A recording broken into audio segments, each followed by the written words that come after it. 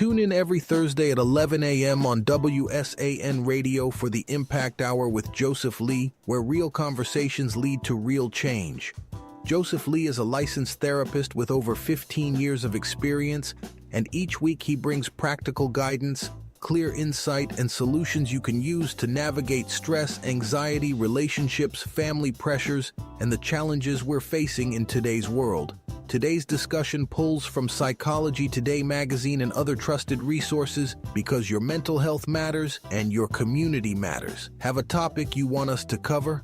Reach out to WSAN Radio and let's talk. Let's break the silence, strengthen our families, and make a positive impact together. The Impact Hour with Joseph Lee, Thursdays at 11 a.m., only on WSAN Radio, the soul of America and beyond. All right, everybody. Good morning. Good morning. We're here once again with Joseph Lee with the Impact Hour. And there we were talking, and there's a lot of stuff that has been going on. I mean, it's no fun to it. It's just that we think we're the only ones in the United States that shootings happen to. But we're going to touch base on stuff that happened overseas. And we never hear about that until it's a real travesty. And the one that took place in Turkey, Joseph, was one of those travesties that took place. 100%. And it's sad. So the attacker was a 14-year-old, student at the school. 8 students were killed, 1 teacher. And I can't even say the name. School shooting in San Lefura on Tuesday, and it actually injured 16 people. But unfortunately, 8 students were killed and 1 teacher. You got to ask the question, like, where is all this coming from, right? Where are all these school shootings coming from, and shooting of teachers, and where's it coming from? I want to go back to, me and you are a little bit older, Ron, so we can talk about the 70s a little bit. That was unheard of back then. So what's happened? What has happened from the 70s to now, where this is, it's disgusting to say that school shootings are now international, and almost commonplace, that you would you're shocked and it's sad, but it's not foreign. It's almost like we're hearing about it every other week. What's happened? And I think, we have to look at what was the family structure like back in the 70s and 80s. We didn't have, necessarily perfect family structures. There were some single moms and things out there. So you can't say that it's, single mothers and all that. So you can't say that it was a lack of, the community was different back then, right? And I think you have to look at it as we've been talking about this, the Village series, and, going back to the Village mindset. We were connected back in the 70s and even somewhat in the 80s. I think it started to decline. But people used to know their teachers. People used to, the community, the teachers used to actually live in the community. There was more of a connection, of a respect for the community in the village. And what I was talking about, actually, before we even start, was going to talk about this today, and prayers to the folks in Turkey and all people affected by gun violence in schools. We were a part of a community, and we cared about and respected folks in the community. But what I was thinking about is, we knew each other. How often do we take time to know our neighbors, much less their kids? And we've got to get back to that. We got to get back to where there's a knowledge, a respect, a connection in the community. I know we want to blame it on mental health, but mental health is a part of it. But part of that mental health is that we've kind of lost the community connection, and probably, I'd have to look at it over in Turkey. If that person knew and was connected to the community, the school, in a different way. We used to pray in school. Remember we used to have a prayer every morning, and we pulled a lot of that out of the school. And I really think that we've got to get back to some of the old ways. If we don't want the same thing, we got to go back to some of the old processes where we know each other, we communicate with each other. It's harder to pick up a gun and go into school and shoot up the school when you are connected and know the kids. And I'm not saying that we didn't have bullying going on. I'm the last one to say that. We had some rough stuff going on back in the day, Yeah. but we weren't picking up guns and shooting up the school. It was unheard of. So look at the elements that we had back there, being connected, going up to the school, knowing the teachers, at the school that my daughter goes to, the teachers actually want to come out to the house and meet you, and we gotta kind of get back to some of that, where there's more of a connection with the school and the home, and kind of find out kind of like what's going on in the home with some of these kids before they get to this point. And that's on the parents. Yeah. The parents need to know what's going on with the kids. I always say that you got to be like the CIA, and the FBI and the police department in your house, watching these kids, because now think about it, social media, getting on these phones, they're influencing our kids. And if you're not paying attention to what they're watching, trust me, they're being influenced by something. And I know we want to say video games and all that, and I'm sure that maybe has a part of it, but you need to be talking to your kids. There's no reset button once you pick up a gun and go into a school or go into a community. There's no reset button on that. And whatever you're dealing with, you need to be able to tell, we got to get these kids social skills and ways of dealing with conflict. A lot of these kids don't know how to deal. The first time you're told no, they want to fly off the handle right now. So what's happened? We've taken some of the parenting abilities away from folks, where they feel like they can't discipline their kids. Listen, you got to discipline your kids. They need to hear no before they hear no out in the community, and they want to blow up. You've seen examples of kids cutting up in the mall, and the parents scared to even do anything, and you actually have to hold yourself back, like, boy, if you don't sit down, so that type of stuff there. I mean, we've kind of lost that connection and parenting authority over our kids, and we got to get that back, because trust me, you don't want society raising your kids. This is the result of that. We've got society coming to into our communities, into our homes through these phones and these social media outlets. And I'm gonna tell you right now, one of the things when I work with kids that are acting out and whatnot, one of the first things I do is remove them from social media, and their behavior started to get back in line, because they're starting to deal with real people, real situations, Exactly. not this false world that they live in. So, I have to think that, it has to do with social media, the lack of that community connection that we used to have, and just a respect for the community. You weren't going to embarrass your family out there acting stupid. And and also the community had the ability to discipline you. Yes.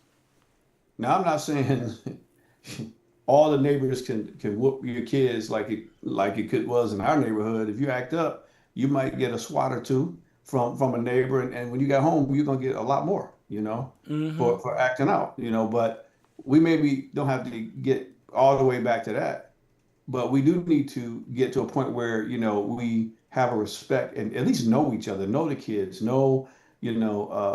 connect with each other. I don't know. Do you think I'm on point with that, or what do you think? Yeah, I think you're on point with it, because a couple things that I want to say is back in the days when you went out, you represented your family, Yeah. so you did not mess up, and that's how it was back in the days. We respected what went on in the household, but also parents got to realize kids are different outside the household. That's where the influence come in from their friends and other people. But when they step back, foot back in that house, they're not bringing that nonsense in that house because they know better. As soon as they leave that door and go out, like for instance, I went out on a date one time. Um, the young lady was just as sweet as innocent and everything. And she jumped in the back seat and changed clothes and put into her little hoochie clothes and all that. I'm trying to say, what are you doing? Well, my dad won't let me dress like this. So I turn around and I get home. The first thing I said, where's so-and-so? I said, I don't know. We went to the party and she disappeared. And so the dad tried to hold me accountable. And I spoke up right there and said, I can't tell your daughter what to do. She's doing what she wanted to do. She took off after we went to the party. There's nothing I could do about it. Boy, but when Dad found out what she did, he tried to come at me, but he really couldn't because I said, I can't control your daughter outside your household. Even though I took her out on a date, she chose to take a different direction. I'm not responsible for that. In a way, I probably was, but in a way, once I seen she was buck wild, I left her alone. I said, no, you on your own. I'm not. So what happened after that? She got a hold of me. Tell my dad that I was with you. I said, no, I am not. And I didn't. I said, because I got to go home to my folks, who's just as strict as anything else. So like you said, it starts at home. Everything that we talk about, no matter where you are, it starts at home. If your upbringing is right, they know right from wrong, and they know better. Now, I'm not going to say all kids going to be walking that thin line or walking straight and whatever. They're going to adjust and they want to experiment, find out what's going on.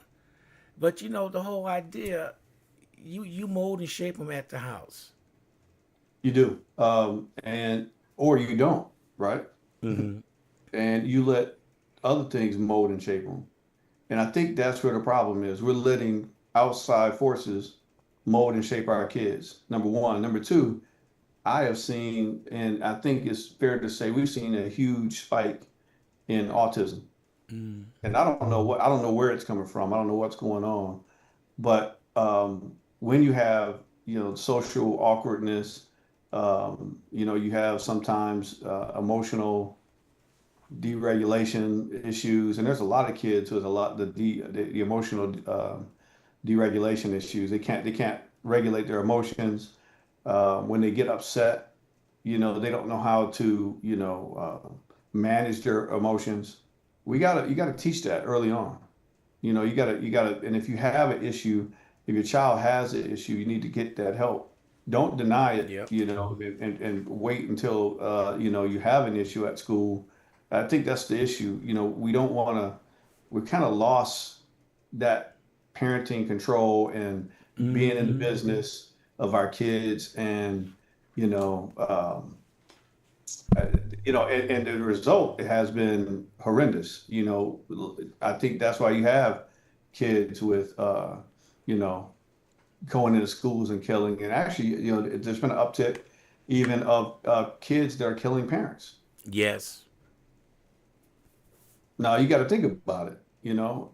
How often was that happening back in the day? Unheard of. Unheard of. So something's going on with the parenting. And when I see a kid that comes in and disrespectful to a parent, I have a GPS presentation that I do to kind of break that down. But one of the things I say, look, if you can't get along with your parents, you're not gonna make it. You're not gonna make it because they love you. Yep, unconditionally. Yeah, I don't. You know what I'm saying? And the police, they don't. So if you can't make it in your home, if your child can't function in your home, they're going to get destroyed in the community. That's the reality that a lot of these parents need to hear. If they're disrespecting you, who love them, what happens when they get out in the street to people that don't care about them? And scared to discipline your child? Well, do you want to discipline them or do you want the police department to discipline them? And that's completely disciplined there, completely different. It's completely different. And if you don't want to discipline your child, trust me, the police department will. And you don't want that. You don't want that. So I always, give real conversations with parents. And I mean, that's why I guess I've been in business for a while, because when they come in there thugging and all that, I say, oh, you think you a thug. Well, Mm. guess what? You got psychopaths that are waiting for you. You know, I'm glad you You know? said that. There has been several lawsuits Mhm. against teenagers who broke into homes and end up getting shot and killed, and the parents trying to sue the owner of the house that shot and killed that person for excessive force. Yeah, go up with that. Yeah, even though their kids came in with guns and shooting, and now it's been a rash of people suing the owner for killing their son. And so he's a teenager. Question number one: why is he out at 3 and 4 o'clock in the morning when he should be at home with his butt in the bed? I'm not condoning violence whatsoever, but if your kid is out there to act like they're grown to go and shoot up a place, and the owner shoots back and he dies, well, I think a lot of policemen are saying that's justifiable homicide because he was protecting his property. But then you got parents suing now because they feel it's excessive force. We're not really thinking about where was Joey at 4 o'clock in the morning. How come his butt wasn't in bed? Let's not use Joey, Ron. That's my nickname, and Oh, okay, all right, I would okay. I wasn't out Arthur, there doing that. Yeah, yeah. All right, Arthur. let's use another name. That's all. Okay, Yeah, yeah, yeah, teenager. Joey. I just say Yeah, yeah, yeah. a male teenager. Yeah, teenager, male teenager X, or female. There's some rough. Don't think it's just all males out here Yeah. acting up. Because anyway. But but I think what's interesting in that scenario that you gave is the lack of responsibility that parents are taking for their kids. You know, I wish I would be a judge, and you talk about suing somebody that killed a child, that broke into that person's house. It's a tragedy, unquestionably. But the tragedy happened long before he broke into the house. The tragedy happened when you let that child get to that point. And Yeah. and now I get it. There's some kids that you can do whatever you want, and they sometimes choose the wrong way. Mm-hmm. So my recommendation is you get them into a real therapist like me that's going to be real. If they'll even listen to therapy. Yeah. If they haven't already chosen their path, and unfortunately, if you've allowed your child to listen to the foolishness on social media, they just play these video games, and you're not paying attention to the rating or the chats that these folks are having, and they actually think that they are a thug because they thugging on GTA and these other games, Grand Theft Auto, by the way. And by the way, if you're letting your child play Grand Theft Auto, it's in the name. It's it's a felony in the name, and anyway. So, Yeah. and then Call of Duty. Listen, I play Call of Duty, and to hear some of these kids talk stuff on these games, and I wonder, do they have a gun in the house? And are Yeah. they going to go out here and try to, act stupid, and then you see all these shootings, and you wonder, if the disconnect is happening because they just don't have the parental leadership, the parental guidance, and the reality of there's no coming back from this. No. There's no coming back from this. So, there's no reset button. But I think you get to a certain point when, for you to go into a school and do something like this, there's a lot of things that are broke down. And I think teaching kids how to handle um, conflict, how to handle being bullied,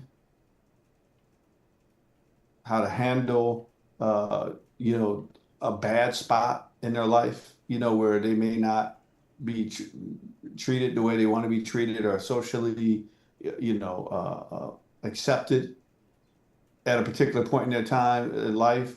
You know, hey, we got to teach our kids how to grow through times like that. And if you don't know, get them some help. Get them to somebody that can help them to, you know, deal with some of those things and coping skills.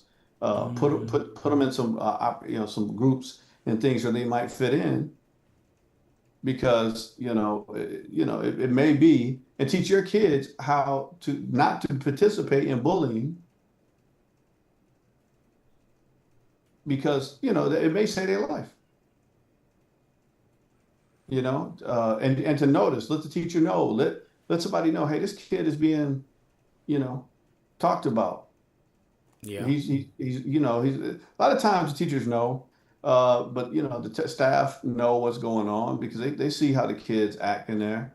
So intervening when you see a child being bullied or being socially isolated, we got to be more proactive as a community, and that's what I'm saying. The teachers need to know these kids. When you got a kid I used to do this group when I used to work in some of the schools. It was a social skills group. And it was a thing called the lunch bunch. It was kids that just weren't fitting in, kids who were being bullied. We'd take them out of the general lunch area, let them sit together, play not video games, but board games, or watch a little movie or something. You got to be innovative in trying to get these kids to feel connected. And then if they're being bullied, they can go leave class a little early and get to their next class, so they're not being harassed in the hallway. Right. You got to be innovative in helping these kids out, because these are the kids that once they get pushed too far, they coming back to the school and doing stuff like this. So you can not think of some proactive ways, or you can react after they come up to the school with a gun. A couple of things went through my head. The first one was there have been shootings of kids 7 years old shooting their sibling, and like you said, hit the reset button. They thought they could come back alive after watching the video games. So that's a teachable moment. Matter of fact, he shouldn't have been watching that doing that video game anyway. If it's because his thought process is not there. He's thinking this is a game. My question is, why in the world does a child have access to a firearm? That's the other point I was going to make. And the dad kept the firearm in the nightstand, not locked up. So, it's the dumbest thing in the world that if you have a firearm and you're going to be irresponsible about it. Me personally, I have a tectonic safe, where if I put my finger on there, the safe opens up and I got my firearm right ready available to me. My rifle and shotgun safe, I just pop my code in there and I can access my firearm. I mean, if you're going to get a firearm, you've got to be responsible. So there's no excuse for that. There's no excuse for that. So so in that situation, I blame the parent 100%. For being irresponsible with the firearm, and that's the other part of it. If you have a firearm, you have to make sure that your stuff is locked up, period. And that would help in those scenarios. Now, obviously, you got to monitor what your child is watching, and teach them the value of life, and what can happen if you have a gun. These video games aren't showing reality. It's a game, So we have to show them, hey, there's no coming back with that. In the military, before you issued your M16, they show you what can happen. I think we had some type of melon or something 50 yards out, and we got to see what a round would do to a melon. And when we shot that mug at 50 yards out, we couldn't even find the pieces of it. It exploded. Yeah. So we understood the power of what we had, and the outcome if you take a weapon and shoot it at something. But these kids aren't getting that lesson. You know, they're not getting the multiple lessons, I would imagine. Yeah, And so, like and the help too yeah, they need. like that one song, "Don't Push Me 'Cause I'm Close to the Edge." I'm It trying not to said, lose my head. yeah, Sugar Hill, yeah, Sugar Hill Gang. Come on, dog. right. He simply said, "A child is born with no state of mind, blind to the Blind ways of mankind." mankind. Yeah, Come on now. those lyrics are deep. Come on now. It, Old it, school, yeah, man. that's what I'm talking old school. And I was listening at the other day and listening to words he was saying. I said, that's no different than today. It's exactly the same way. These kids are being pushed to the edge because a child is born with no state of mind. Blind to the ways of mankind. Listen, unfortunately, these kids are getting pushed to the edge a lot sooner. A lot sooner. Grade school. How are you getting pushed to the edge in grade school? Come on now. Mm-hmm. Elementary school, you getting pushed to the edge? Yeah. And what it said, it's like a junk sometimes. It makes me wonder how I How I keep from keep from going going under. in Those, grade school. In tho- grade school, they feeling yes. like it's a junk. You know, we got a jungle in grade school now. Mm-hmm. So, you know, I've said this before, and I'm gonna say it again on this show. You measure the success of a society by how you protect and care for your children and women. We struggling. Yeah. We struggling, and we got to, you know, it's unheard of in the country that I just came from that you're unsafe. Well, hold on. They are now showing kids fighting in Japan in school. I just saw in mainland, not Japan, maybe not where I was at in Okinawa, but in mainland somewhere they were showing kids fighting in school. Now, I Mm-hmm. don't know if anybody knows about Japan and other countries, but the last place you want to go to jail is in some place like Japan, Mm-hmm. where they don't have the same guidelines and rules of protection that you have here in the United States. You know, they can beat on you in Japan. So, you know, you got to understand it's a whole different ball game. But, you know, the country is the violence is spreading. You know, so I don't know what's going on, but what I will say is it wasn't happening in the 70s like this at all. No. So you have to look at what was going on back then. It was a different time, I know, but there's some things that we can incorporate to help address some of these issues, knowing your teachers knowing the families and the kids, taking time. You know, I always say you're going to put money in the bank before you try to take some out, right? Mm-hmm. So you want to make sure you have a rapport built with some of these kids. Make sure you spend time and meet with the teachers and understand where they're coming from before you have an issue. Yeah. You know, make it to the parent-teacher conference nights. Don't just send your kid to school for the school to raise them, and you know, that's not their job. That's right. That's not their job. You know, a school can only support what's going on at home. And if it's chaos and craziness going at home, guess what's going to happen at school? Same thing. That's right. If they don't send them right back to you, suspended. This is yours. Yeah, That's yeah. not I funny, mean, but that's exactly how it is. Cause I got several relatives of mine that are school teachers, and some been school teachers for decades, and they're telling me, Ron, the changes in schools it's different. Like for instance, before when it came to school supplies, everybody wrote their names on their tissue and all that stuff because it was theirs. Nowadays, you can't do that because kids who can't afford it, they don't feel right if they don't have that. So incorporated and made it a community and all that. And then on top of that, to make it so bad, these teachers don't get a good pay, but they got to supplement all man, that to the kids. So the teachers, as I put it, you may teach 25% of the time. The rest of the time you putting out fires that happen at home with kids. The rest of the time you talking to kids what's going on. There's always one kid that's disruptive and you can't do nothing about it. And these poor teachers are going through see, back in the days when we were growing up, if they threatened to call your parents or go to the principal office, they straighten up. So let me give you, first of all, I want to say this.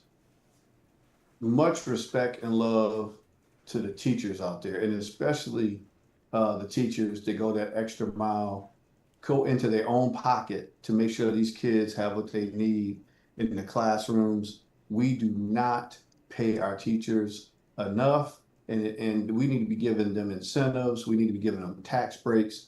We need to be giving them all kind of things. In a lot of countries, their teachers on average, like you go look at China, their teachers make equivalent to about $100,000 a year. Now you think about that. You think about those kids coming out of those schools and the lifestyle and the respect that those teachers get. And there's no reason on earth our teachers should be making what they're making. I'm not going to say the school district. Maybe I should say the school district. When I was in Grand Rapids, before I left, the school system, the teachers actually qualified for food stamps. Yes. Now, if I'm lying, look it up. They qualified for food stamps. So you mean somebody went to school, went to college, are raising, helping to educate our kids, in some cases help raise our kids, and they qualify for food stamps. Shame on them. Shame on the district. Mm-hmm. That any district that is paying their teachers that low. And then you wonder why our kids are coming to the school and shooting up the school. Come on now. We're not valuing our teachers. We're not valuing those people that are putting the time and the energy and going over and beyond for our kids. And it's a shame and it's a disgrace. It is. And if you don't like what I'm saying, you got my phone number and email. Holler at me. Because the fact of the matter is, if we don't start educating our kids and treating our teachers better, we in trouble. In fact, that's probably why we're in a position now.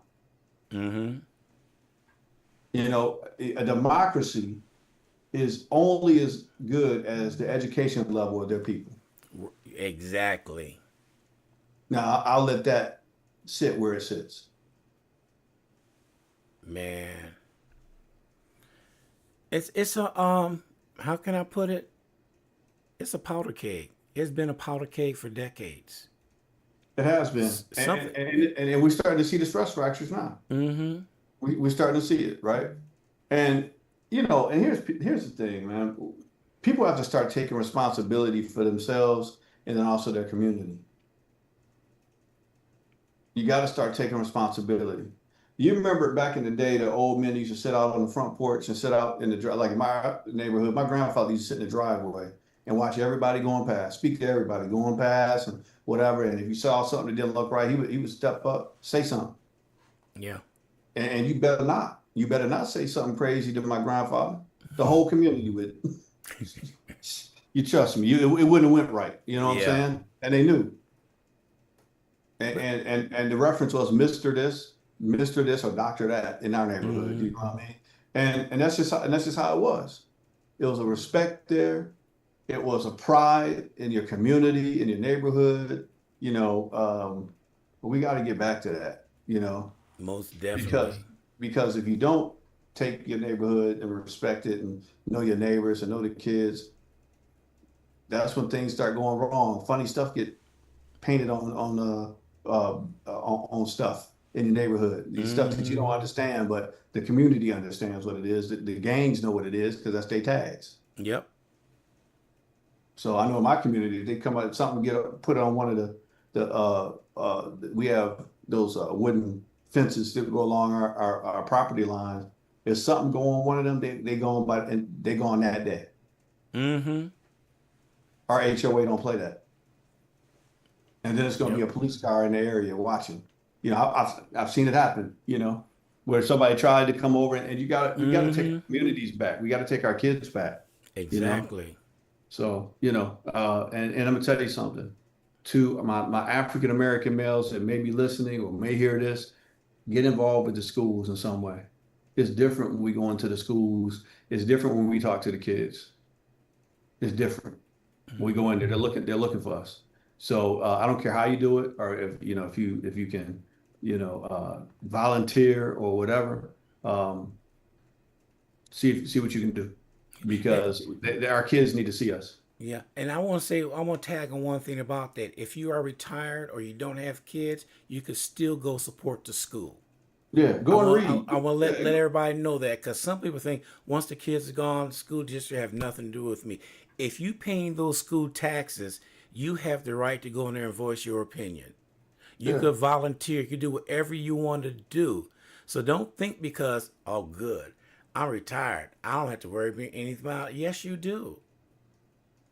You The know, same kid that you neglect today might grow up be the one that's robbing you tomorrow. that point. That's what you are, robbing somebody that you care about or Mm-hmm. hurt. So and they base the prison's growth on third grade education level, third Yes. grade performance levels, right? Mm-hmm. They decide how many prisons they're going to build or how they're going to expand based on the third grade performance level. So maybe we need to start showing our faces in the second and first grade, so these kids can see us and say, hey, we care about you. We Yep. want you to be successful, you know? So, and I know a lot of the fraternities do that, but you don't have to be in a fraternity to make a difference. You can make a difference just by going and just picking up a book and reading to these kids, or just showing up. Said, hey, buying some buying some backpacks, buying some lunch boxes, putting some, whatever you can do something, because we need to get that community connection. We wonder why these kids are shooting up stuff and whatever, because they don't feel nobody cares about them. You know, There's no connection there. I want to bring up a point because I know you know the answer to this on the point I'm going to make. I don't know. Yeah, you do. Trust me on this one. I've been hanging around the Divine Nine, Hmm. and I've been doing things with all of them. Don't make a difference which one they are. But what I'm Right. finding out, there's unity with the Divine Nine.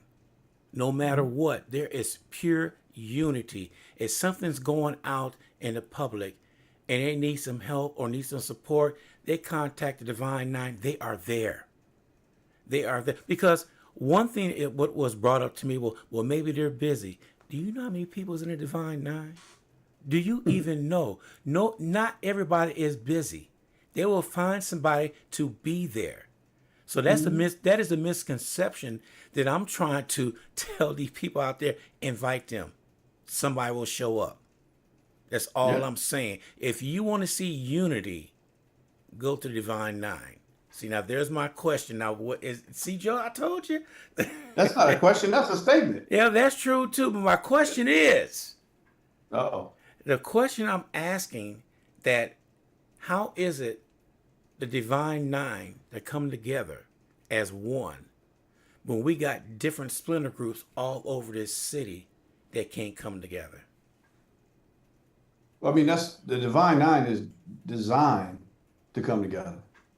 And we have our little competition with each other, and the different fraternities, compete with different other fraternities, but we are actually designed to come together on community issues, and to serve the community in different aspects. So that's just kind of how we were built.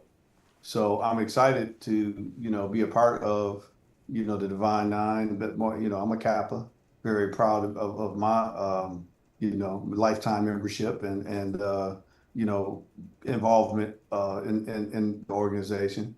But it's a part of just what we stand for. which is achievement in every field of human endeavor, right? So part of that achievement is giving back and to our youth as well as to the community and to help serve our other brothers and sisters in other organizations. That's what we're about. And our old school voice was to be a voice for the voiceless. So that's why part of why I'm doing this is because I want to highlight things that are going on that I know about that I see in the schools and in the community, and that's where we have to keep our focus is on these kids. Mm. And I wish we could carry that over to what's going out in public right now with everybody with their groups and everything trying to be in a village together. And they can't agree on something simple. And since I brought, why is it that the easiest thing is the hardest thing for people to do? I can't figure that one out. Something as easy as a poster. You want to put something out. Some people disagree. Some people agree with it. And in my head, it's just a poster because we're trying to get the word out. That's all. That's all posters for, to let everybody know what's going on. But there's certain people that nitpick on certain things in the poster. And I'm telling you, Joseph, they get upset. And I can't figure out why. Well, there's this thing in our male accountability group. It's called Bros and Brews. Shout out to Bros and Brews folks here. We had Jay Will on about 2 weeks ago, maybe 3 weeks, 2 weeks ago. But the thing about getting things done, we had this thing that we talked about in our last group, talking about ego, right? Ego is edging God out. That's what it is. And a lot of us have egos and want to be heard, and we miss the point of the mission. Mm-hmm. If you try, the point is getting it out. It don't matter if it's just in black and white and put on a flyer if you get the word out. But everybody wants to. Some people feel like they have to nitpick and even some of these organizations. I have brothers that kind of get on my last nerve because they want to have everything done the way they want. But see, the cool thing about it is most of these organizations are run by Robert's Rules of Order.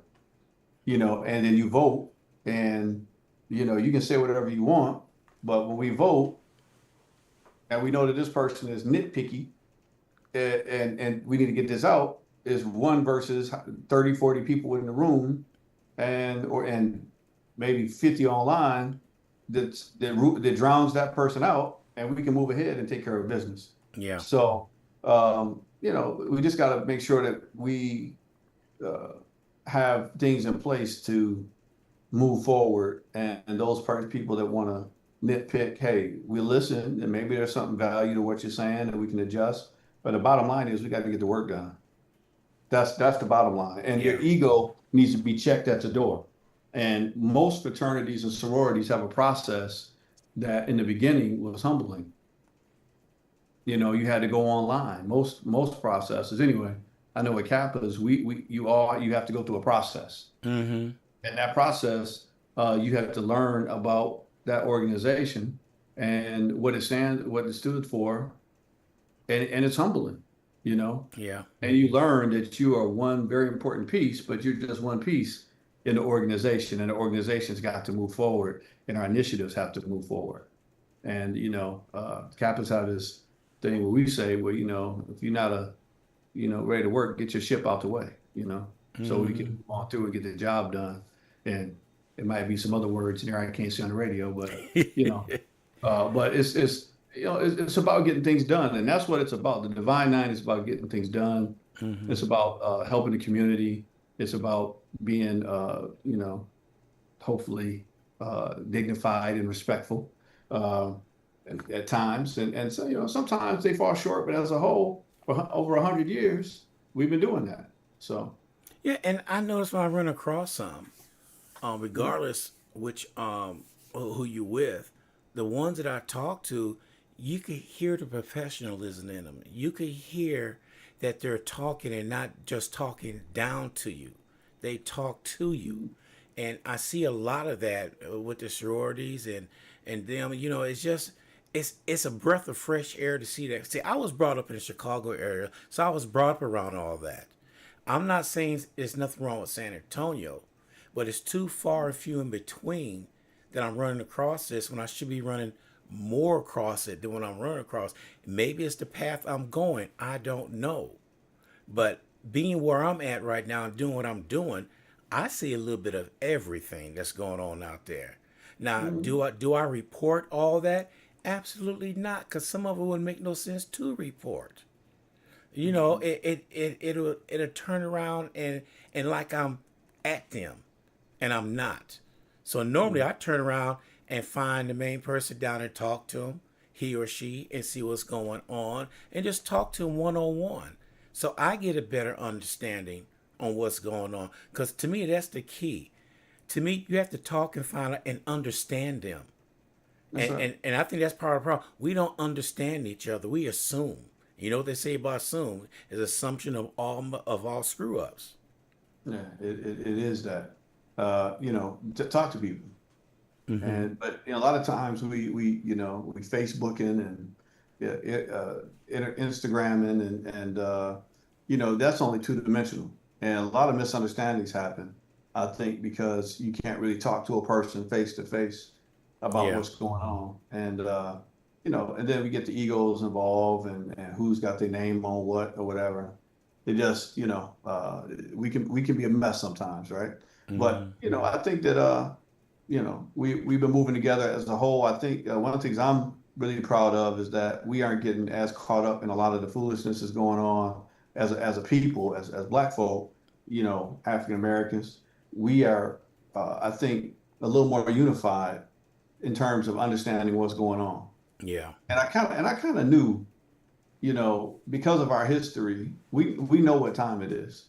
And I'm so glad we're not jumping out there in mass and getting involved with a lot of the foolishness that's going on.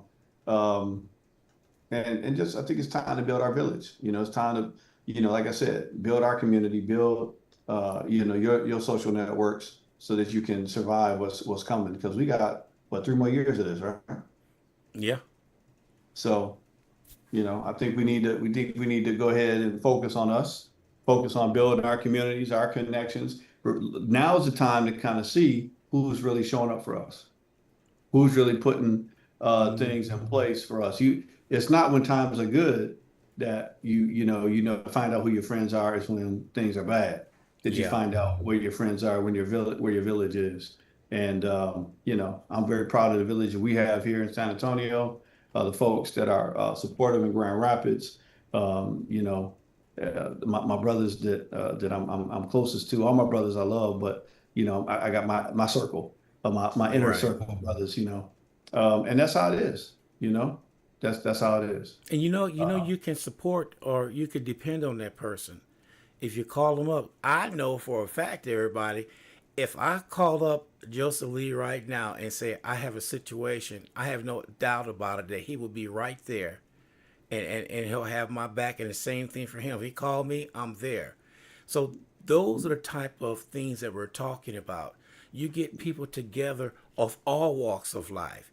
That's It right. just so happened I've been blessed to learn how to fix things. Joseph blessed to learn how to fix things in that mind. It's certain things that the gift that God gave us, and we utilize that gift. I was at a meeting one time, Joseph, and they were trying to tell everybody, I need for you to do this, I need for you to do that. But I jumped up, I raised my hand like this.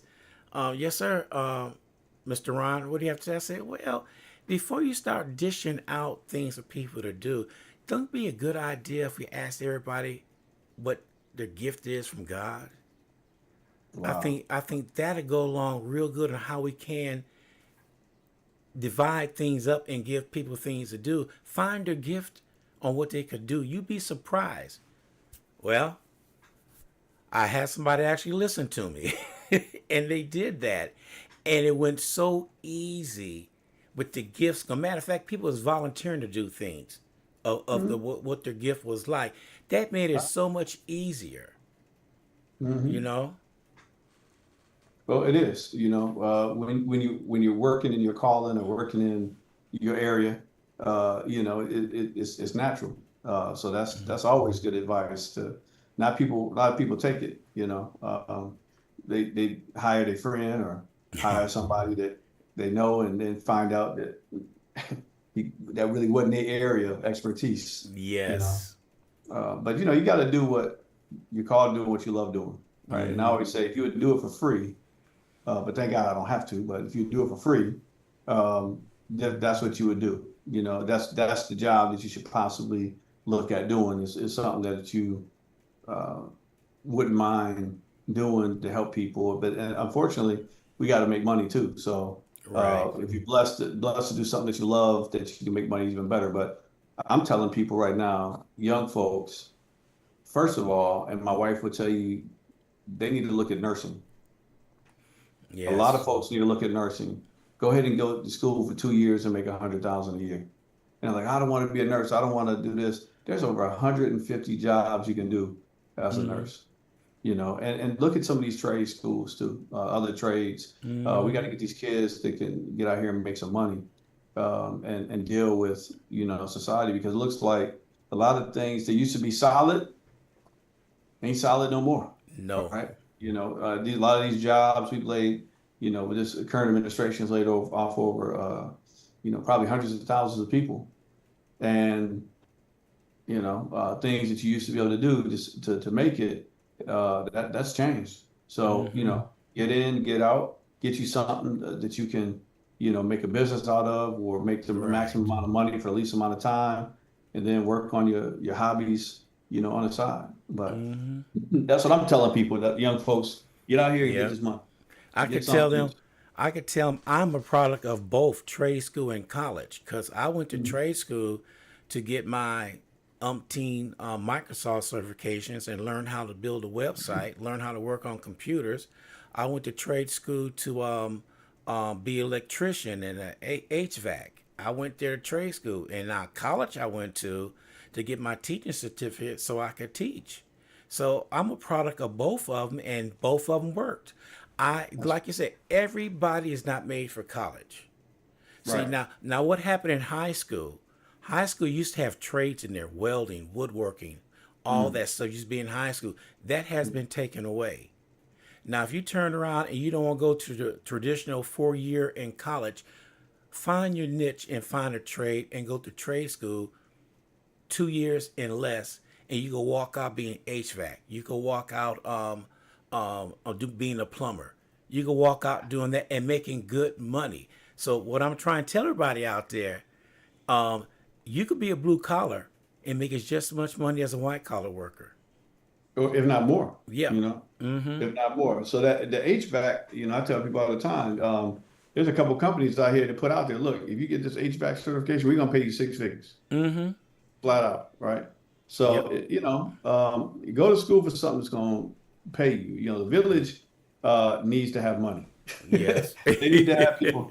They need to have people that can contribute financially, and you need to be able to take care of yourself before you can help anybody else. Mm-hmm. So I think we need to start telling folks, hey, go ahead and get that trade. Go ahead and get something under your belt, Yep. that you can, do and fund your lifestyle. Mm-hmm. So I think that's a good thing, to tell folks. Not everybody is college material, and that's okay. Yeah. That's okay. And the price of right now, I don't think the ones who want to go can afford it because it's getting outrageous.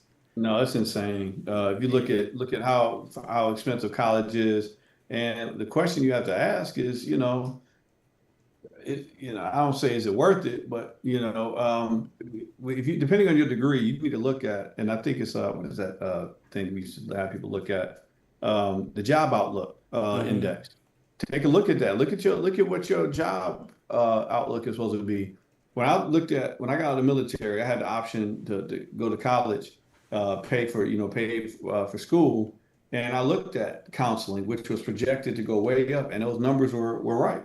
So Mm-hmm. I had to look. I looked at that, and I looked at law school, and law school was going down. I was Yeah. like, why would I go to school for something that is going to go down? So I thought about being an attorney, and it's good to have those skills, and know how to move things around, or do what you need to do legally. but the need is there. And then when COVID hit, you Ooh, know, yes. that really just really blew up, mental health and a lot of the platforms and things. So it's important to do your research before you go Mm, into college and invest in something that maybe won't pay off, but sounds good, right? yeah, You need to do your investment, see what you're passionate about, see if it's something that you can do, and then move forward. And it maybe college isn't it, maybe it's a trade school, maybe college is it, but pick that right job that's going to move up. I thought engineering was great, right? They just laid off over 30,000 engineers. yeah. But back in the day, if you were an engineer, you were good. You Ooh, know, yeah. yeah, I you mean, yeah. you couldn't even think. I couldn't even imagine a world where engineering would be laying off 30,000 people. It's And just you. So you got to do that research before you, because if you go to college, they're gonna let you go to college for whatever you want to go to college for. mm, And I actually heard a department head say, "It's not our job to do their research." I'll let that sink in. mm, It's man. our job to give them an education. It's not our job to do their research. And what she was talking about is it's not our job to research their job options when you get out. That's your job. And another thing is you better make sure you understand the credentials that your school has and how much weight your degree is going to have in a particular field that you're going Exactly. to have. Because I know people that went to school the same amount of time as me, but their degree and their licensure is not the same as mine. Mm, You didn't do your research. So I that's tell right. people, hey, Joe, I want to do what you do. Okay, well let me point you in the right direction in terms of making sure you get the right degree before you go to school, get out, and find out you can't do what I do. Mm-hmm. You don't have a terminal license, so you always have to have somebody sign off on whatever you do, and that's going to limit your opportunities Exactly. significantly, right? Right? And that's not, it's sad, man. People go to school and spend all this money for college. You better make sure you know what you're getting, You right? ain't kidding. You got that certification. You working at Wendy's. I'm just saying. Well, it's a reality. I know some Yeah. people with PhDs that can't get a job. Mm-hmm. You got the title. Yeah, but the title don't pay the bills. That's right. I got some alphabet behind my name, but they Yeah. don't write that check though. You know what I'm saying? That is so true. That is Yeah, so that's it. true. So Hey man, hey, we about 2 minutes short. Any other questions? Did we get any call-ins, anything? If not, no, hey, no, that's we all right. didn't. So I think it's going to pick up because I started doing something with all events I'm going to. I'm pushing this show and Oh, okay. talking to people and pushing it and telling them to start tuning in because we got a lot of things we're going to cover. And I also let them know that if you have a topic you want us to cover, send it to us. Send it. But send it to us a week ahead of time, not the day before, because we got to Come do on now. research too. Yeah, I mean, I can tell you some general information right off the top of my head, Yeah, but if you want more specific, give us a minute to, put something together for you. But exactly.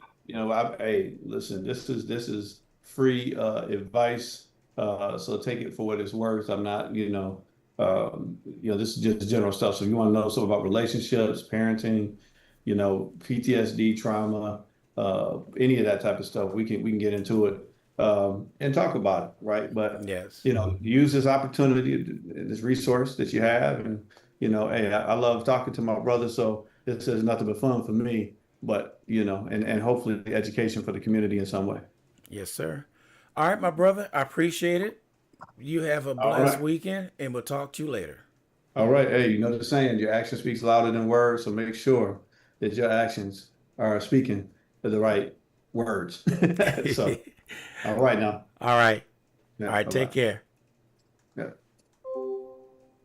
All right, everybody. That was Joseph Lee right here on WSAN Radio, and we appreciate him coming on today. And we'll catch him next week, every Thursday at 11 a.m. here on WSAN Radio. This is DJ Ron G. Peace and chicken grease. I'll catch everybody bright and early tomorrow morning